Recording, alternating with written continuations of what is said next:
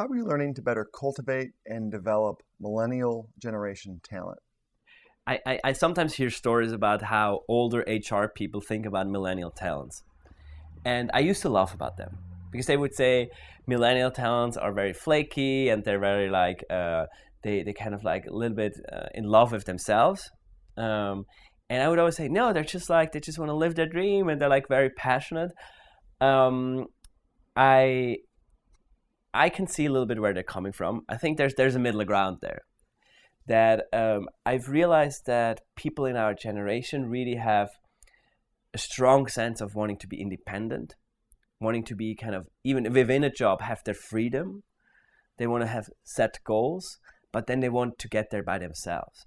And I guess the challenge is that people have very short attention spans.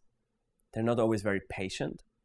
But I think if you show them clearly what the goals are, and if you leave them the free room, but also give them the necessary pressure, I think people can go quite far places.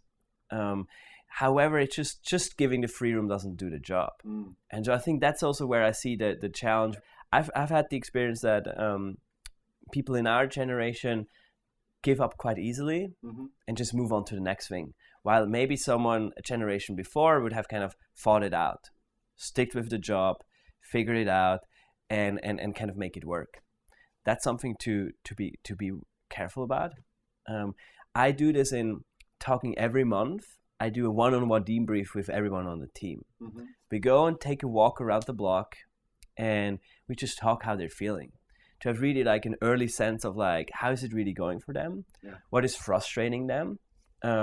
Where is their passions? Where do they want to go? What is the next thing that makes them really excited? Because those conversations should not happen once a year.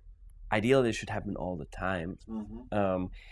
But also be very clear to them what I think of them. So this constant feedback loop has helped me to both manage their expectations and also set clear goals.